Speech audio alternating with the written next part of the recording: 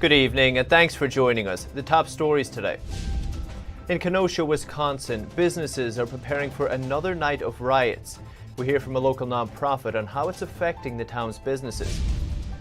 The Federal Reserve is expected to announce its new inflation target framework this week. Daniel Akaya, chief economist at Tressis, gives his take on the upcoming change and its possible impact. New home sales hit a 13-year high. Low mortgage rates and movement to the less populated areas have kept sales strong. And the US and China review phase one of the trade deal. Both say they're still committed to it, but China is far away from its goals.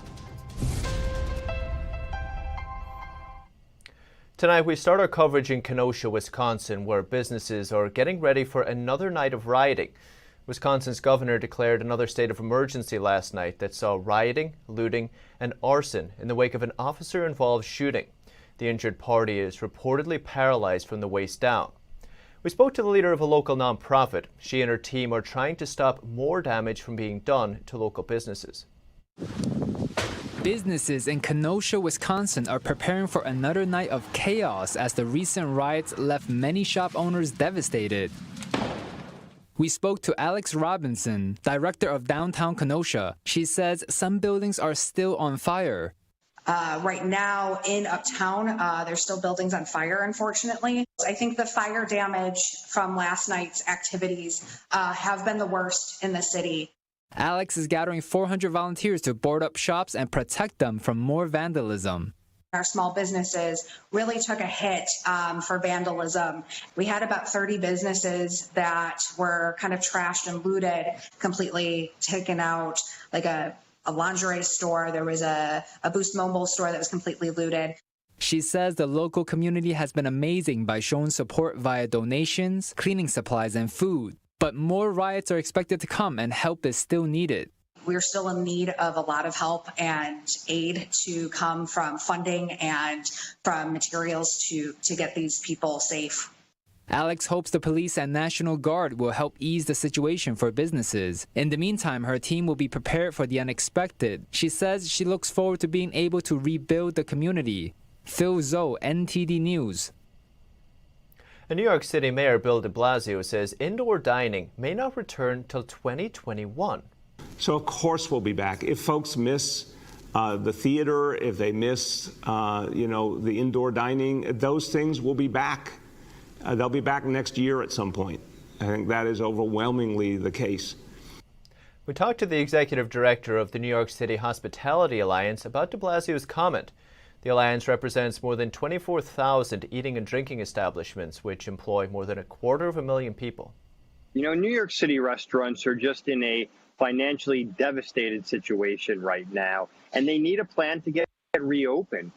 We have more than 25,000 eating and drinking establishments throughout the 5 boroughs pre-pandemic, and we know that thousands are likely going to permanently shutter. If we don't get indoor dining before the new year, that number is going to certainly increase. So we need a plan to get open soon in a safe way. Of course, public health and safety needs to be paramount, but we have to do everything to try to mitigate the economic crisis that we're also in. And that's going to take indoor dining and support from federal, state, and local government to help these businesses just survive.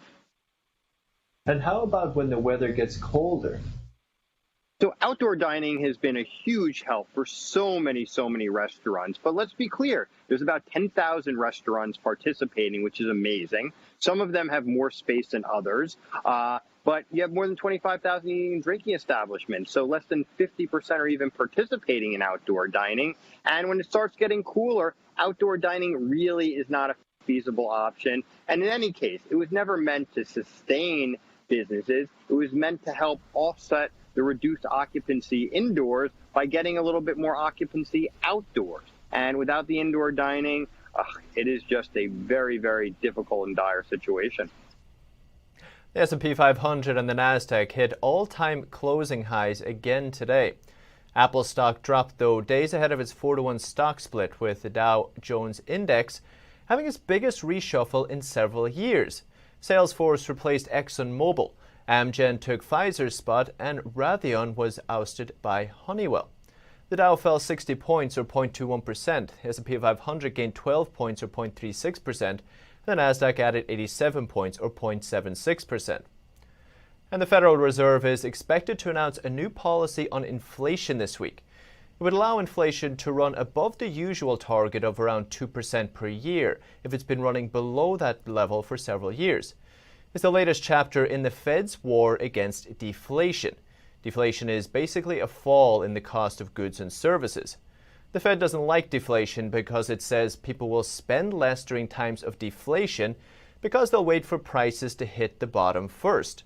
That loss of spending would then in turn hurt the economy. But Daniel Akaya, chief economist at the Tressis Hedge Fund, says that the Fed's insisting that prices only rise hurts households and businesses.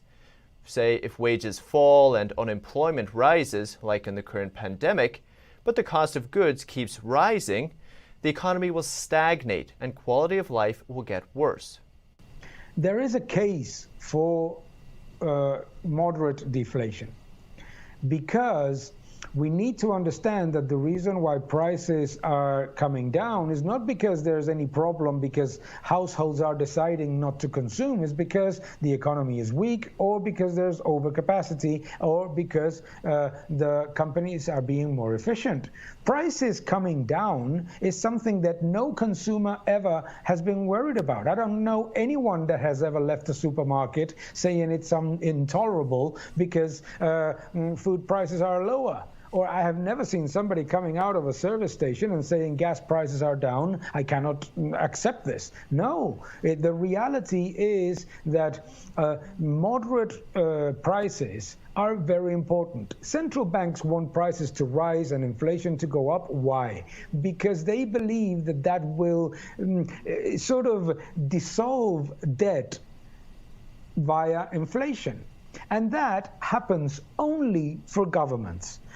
An average household, myself, a company, does not reduce its debt burden because of inflation. Why? Because the things that we purchase go up and the things that we earn go down in real terms. So the only one that benefits from inflation in order to reduce debt is actually government or the crony sectors that depend on inflation-linked pricing.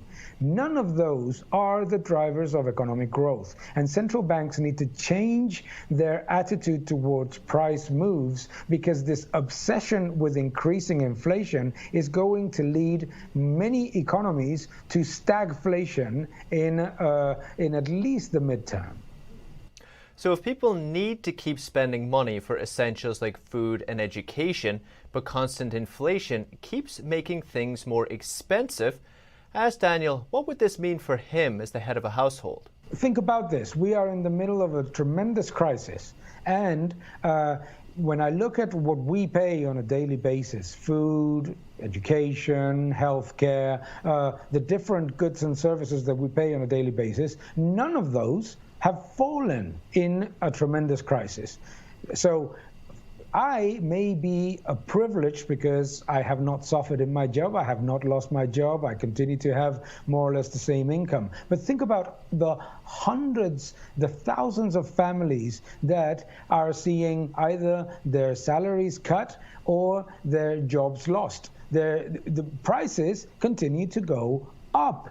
This is a problem, and it's a problem because the Fed is wrong and central banks are wrong about the idea that if prices fall, economic agents will decide to consume less and to postpone their consumption decisions. It's something that is based on old theories of very closed economy that do not work. I, as a household agent, as somebody in a household, I am not going to stop buying food, goods, services, education, paying for education, paying for healthcare because prices fall. And somebody that is looking to purchase a home is not going to decide to postpone the decision if that price is lower because it's a very important important decision for a family. So I think that what we need to stop is this idea that central banks need to combat deflation. It's a mistake. It ignores technology, disinflation, and the improvements in productivity. And it also is making it more difficult for the average household to make ends meet month after month, even in periods in which the economy is growing. New single-family home sales rose to the highest rate in over 13 years in July. The housing market continues to show strong immunity to the crisis. The Commerce Department said new home sales rose nearly 14% to a seasonally adjusted annual rate of over 900,000 units. It's the highest level since December 2006. Record low interest rates and a migration to the low-density residential areas are driving the increase. And 340,000 fewer mortgages were past due in July. That's 9% less than June. But seriously delinquent mortgages of over 90 days rose by 376,000. The median price of a new home sold in July increased to $330,000. That's up 7% from last year. And also some bright spots in retail. First, people are loving their pandemic pizza. Papa John's says its North American sales are up 24% over the past 4 weeks, and sales jumped about the same internationally. Pizza delivery is a long-time tradition that's thriving while many still stay close to home, as other restaurants are struggling. Papa John's recently announced it's hiring 20,000 new workers to meet America's surging demand for pizza. And J.M. Smucker has raised its full-year targets after beating estimates for first-quarter earnings. This comes off strong demand for its coffee, frozen sandwiches, and peanut butter from stuck-at-home consumers.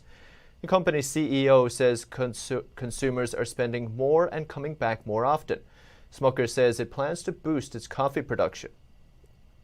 And Europe's largest economy seems to be on the road to recovery after shrinking nearly 10% in the second quarter. German business morale improved more than expected in August, with new data showing both manufacturing and services picked up steam. The German economy contracted by a record 9.7% in the second quarter. Data released Tuesday showed consumer spending, investment and exports all collapsed. The fall was much stronger than during the financial crisis and the sharpest decline since records began 50 years ago. Consumer spending was down just under 11%, while both capital investments and exports fell by around a fifth. Europe's largest economy, more used to balanced budgets and fiscal prudence, recorded a deficit of $61 billion for the first 6 months of the year. Though employment only edged down 1.3% on the year, a sign efforts to protect the labour market have paid off. Looking ahead, the German central bank expects household spending to drive a strong recovery in the third quarter. Business sentiment is also up in August, according to the IFO Institute. It said the German economy is, quote, on the road to recovery. Its business climate index rose to 92.6 from a downwardly revised 90.4 in July. This was the fourth monthly increase in a row and came in better than expectations for 92.2. And coming up, a Texas professor and NASA researcher is arrested for concealing his involvement with Chinese institutions. He allegedly received Chinese funds outside of his U.S. employment. And Chinese officials say they'll meet the Phase 1 trade deal targets, but one expert we spoke to says they may be playing politics. Hear what he has to say after the break.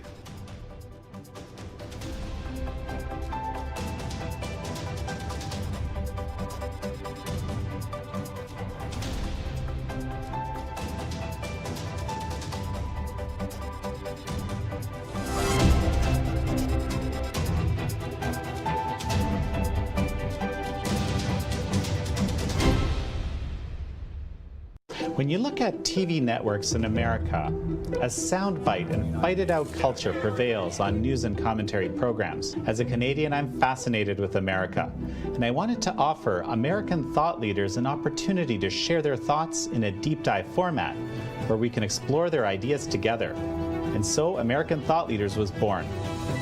The world's most brilliant thinkers believed that open discourse was the key to greatness. However, all around the world, we see that discourse is being stifled and political agendas have subverted media. the Epoch Times launched its Global Thought Leaders program to bring back this great tradition of free thought. As the host of American Thought Leaders, every week I interview some of the most intriguing minds on the most pressing issues of our time. Be sure to check out our new episodes every week.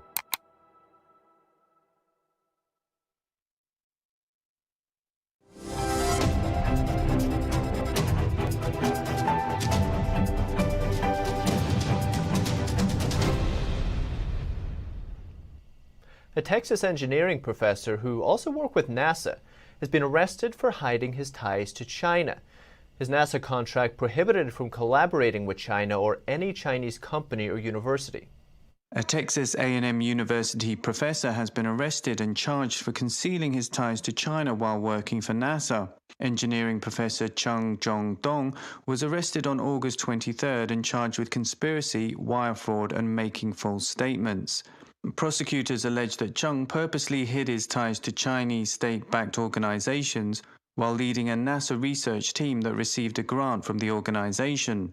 The Justice Department says that under NASA's grant terms, he was not allowed to work with Chinese institutions. Prosecutors say Chung had access to NASA resources related to the International Space Station and leveraged that to advance his standing at a Chinese university. According to prosecutors, he participated in 2 Chinese talent plans and also applied for the 1,000 Talents plan at a university in Hefei. The DOJ complaint says Chung lied to both his university and NASA about these connections. U.S. officials have warned that programs like these incentivize foreign researchers to transfer technology and information to China. Chung faces a maximum sentence of 30 years in prison if found guilty on all 3 charges. U.S. and Chinese trade officials are reaffirming their commitment to Phase 1 of the current trade deal. They spoke on the phone recently, even though China is way behind on its obligations. The US and China say they're still committed to the Phase 1 trade deal. China is way behind on its commitments. As of June, for instance, we know Chinese purchases were less than 1/3 predicted in energy, a little bit over 1/3 predicted in agricultural goods, and about half, which is about half on manufacturing goods. But it seems the US is still willing to work with them, a written statement calling the meeting progress. But Professor Colares is skeptical about China's desire to fill their promise. He thinks they're taking advantage of the fact it's an election year.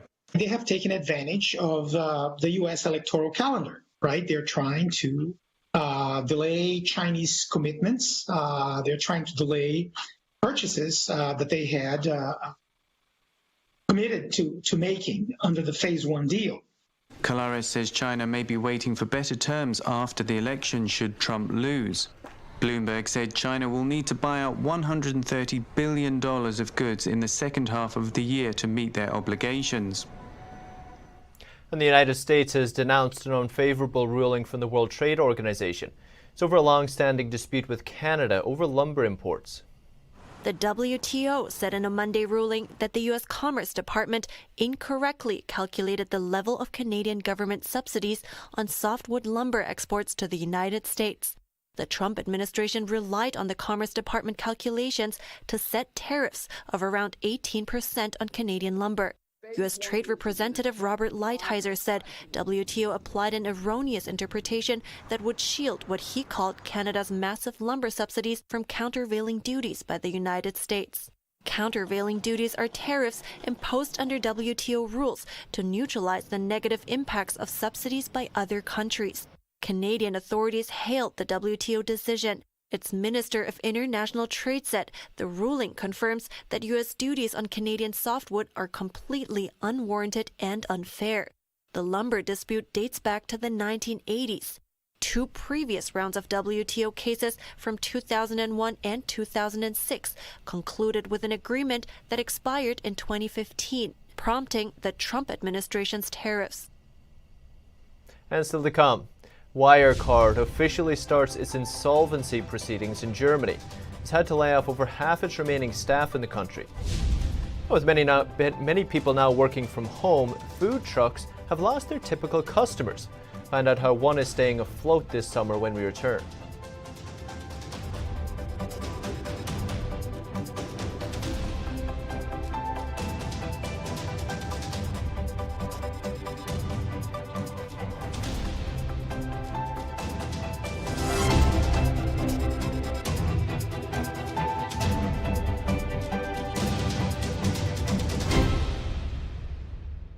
We are being censored.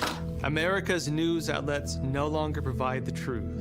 90% of news outlets in the United States are controlled by 6 corporations.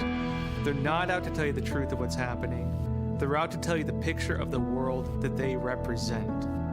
The mission of the Epoch Times is to chase the truth, to ground all statements in facts, and prevent people from being misled. The Epoch Times is independent.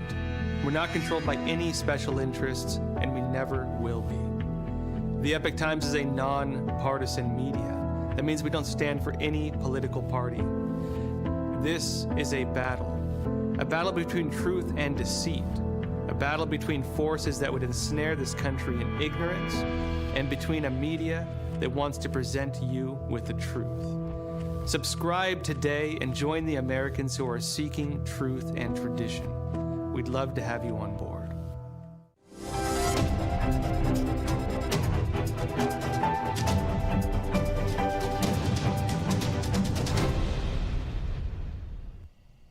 The collapsed payments company Wirecard has let go over half its remaining staff in Germany.